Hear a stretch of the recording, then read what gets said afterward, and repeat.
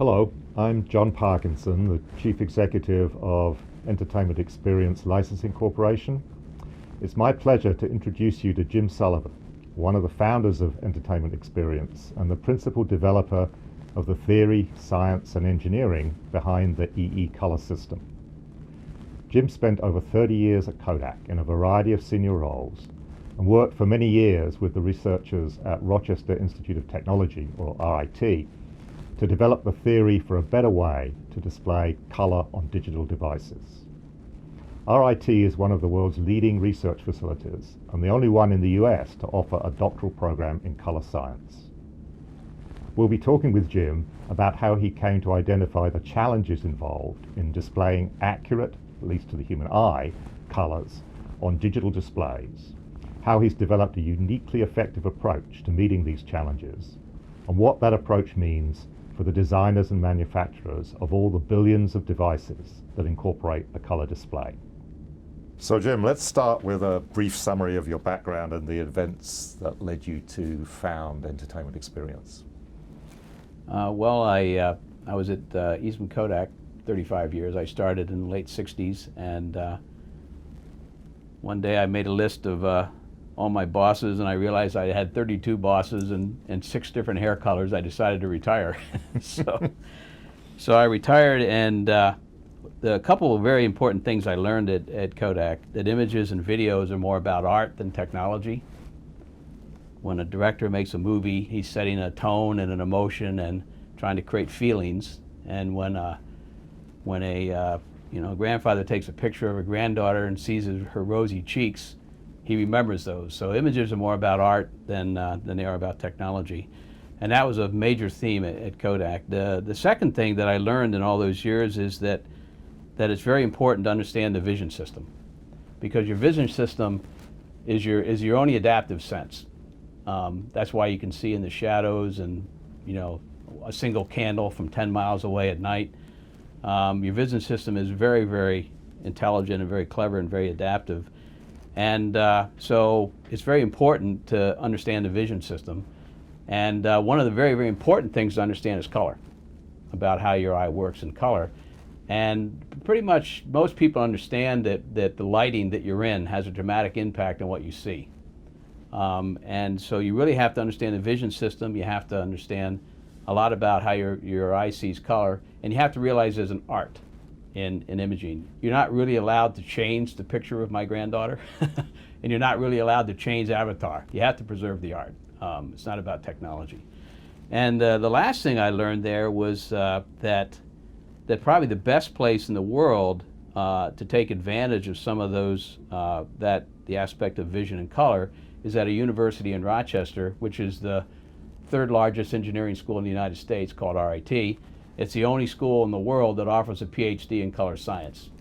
And so when I retired, I realized that if I could work with them to try to commercialize and take some of their research into products exclusively, we'd have a significant advantage in the kind of evolving technology world of displays. So I understand that the scientists at RIT developed a new and improved color model to address some of the issues with the older models. Could you talk a little about what it's possible to do with this new model? Yeah, everybody understands the letters RGB, right? Red, green, blue, right? Those are the things that make the colors on your display. So everybody gets that. On your printer, it's cyan, magenta, yellow. Printers are subtractive because with inks and dyes, they take out color. But displays are additive. They're like light bulbs. Your eye does not see an RGB. So if you change the reds, the greens, and the blue colors, if you change those by increase the green, make it more saturated, you dramatically change the color that you see and can change make artifacts. In fact, anybody that tries to adjust their TV knows this. You adjust the saturation bar on your TV and you don't know what you're going to get. All you're going to do is go back to where you started and hit reset because you've always just messed it up and your wife's telling you it looks terrible. RIT invented a color space called IPT, which is an actual model of your vision so that it's the only color space that it's a CIE international standard now. It's the only color space where if you increase the color saturation, so you make something more red or more green or more blue, you don't change the brightness and you don't change the color. Yellow stays yellow, pink stays pink, red stay red, and it's the only color space. And we use the IPT color space when we build the eeColor tables because that's the only way to process color data and not create artifacts when you have displays of different color capability and you're adjusting for lighting. So it's called IPT. It's an international color standard. Whenever I talk to engineers and I say IPT, I see them immediately Google it because they're trying to figure out what it is. And we're the only developers that actually use it in a commercial product. So would you talk a little bit more about the evolution of color standards from the early days of TV until today? What have we seen happen? Well, the very first, unfortunate, the very first color standards were in the 1940s, invented by RCA, and it's called NTSC, which is sometimes referred to as never the same color. Twice, put a T at the end. And in those days, when color TV was invented by RCA out of New Jersey, out of the Sarnoff labs, it was a closed system, so that the camera that was capturing the image and the TV were all linked. So it was a very closed system, and they invented a color standard for the communication of the image from the camera to the TV that was completely integrated and linked. Since then, since the 40s, the color standards have actually gotten worse.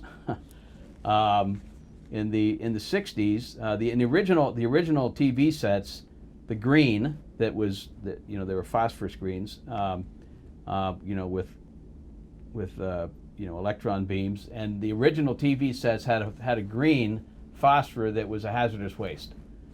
So in Europe, the PAL standard, which is the TV standard in Europe, decided that they wouldn't allow that to be the phosphorus screens to be made because it was a hazardous waste when you disposed of the screen. So they changed the standard and reduced it about 30% to the standard that has existed since the 1960s. So for 50 years, the standards of color haven't changed. The digital camera file, the Blu-ray, the game, all had the same standard, and it's unfortunate because the displays have evolved dramatically, and the uses has evolved, but the standard is not. It's a rare case, I think, when the hardware actually moves faster than the standards, and so for the last 50 years, the focus has been all on resolution and frame rates and other things which you see all the time and can't understand when you go to Best Buy to buy a TV, and not on color. Yet color is the most dramatic aspect of the emotion and the art of any sort of media. It's been dormant for 50 years. Another very important thing that people realize when they take pictures is when you take a picture with your digital camera or your video camera, only about 10% of the actual scene, brightness and color, gets captured and stored in your file. And the reason is because the digital cameras have adapted this color and contrast standard that's been around for 50 years because they have to display it.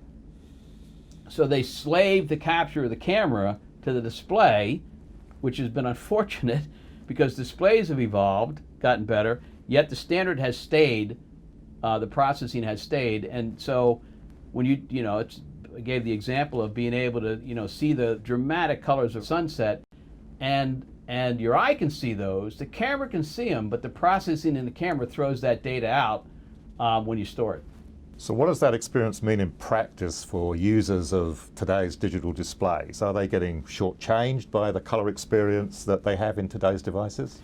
They are, yeah, and some of the factors are that color hasn't changed in 50 years. The standards came in the early TV from RCA. So all the displays have continued to focus on resolution or brightness, but color standards haven't changed. And in addition, contrary to what's happened in audio, the standards have never included any aspects of adaptation for lighting. And you know, the average consumer, anybody realizes that when you look at something outdoors, you know, in sort of indirect sunlight, the quality is not the same as the movie theater. And so none of that's ever been incorporated into the usage and the displays, so you can have a great viewing experience no matter where you are. All the focus has been on the hardware and the technology, not on the lighting or the vision, and having a better experience. So yeah, in a sense, shortchanged, yeah, because I think it's fairly common knowledge that you're just not getting the quality that you expect. You take a picture of a rainbow, you take a picture of a peacock, you don't see it on your computer. So the technology has been limiting, yes. So how does the eeColor approach help with that? What we do is we use visual models to try to adapt the media to adjust for lighting, and to be able to allow you to see the best color, the true color that you were intended to see when the content was either created or taken. Sometimes I say EE stands for eye to eye. We're trying to put on the display in front of you what your eye sees when it looks at a scene. And your eye looks into shadows and sees details, your eye adjusts when it looks into highlights. And so what we try to do is create that experience on a display, and we do it with software. So it's not adding cost to the hardware. We do it with software to try to create that experience. So a lot of it's based on visual modeling of how your eye works, and then reducing that to math to implement in software. The implementation is actually a major factor in the value, and that is that your vision system, when you're using models, your vision system really sees all colors uniquely. So it's really, sometimes I describe vision as 6D, it's 6 dimensions. You have space, and then you have 3 colors. And so it's very important when you're doing models of the vision system to try to create a better experience, handle different types of displays, adapt to different lighting, and create a better quality at even a lower cost. It's very important to be able to deal with the colors uniquely. So the implementation that we've done is a total color processing. Every input color in whether it's a movie or a digital camera capture, or every input color is uniquely processed to a different output color. And you need that kind of a multi-dimensional processing, which is not in your classic computer or your smartphone or your tablet today. You need that kind of processing to model the vision system to get the best experience. And so, but you can do it all in software. And one of the advantages of the way that we've done it is you can, in building the tables that allow you to process these colors to create the better experience, you can incorporate all the visual models into building those tables. So you can create the software so that you don't create any artifacts. The skin tones look correct. You're not going to change memory colors. Sky blue looks like sky blue. Green grass looks like green grass. Your flesh tones aren't going to look orange and strange, which often happens on some devices today.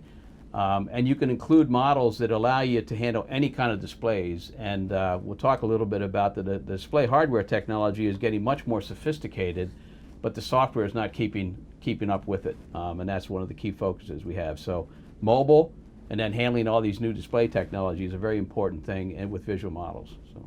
So what other advantages beyond an improved and more natural display of color can the EE technology deliver? Well, we've added a processing. We call it eeColor Plus, and that processing is a processing to increase the brightness of the image and to raise the contrast and the sharpness.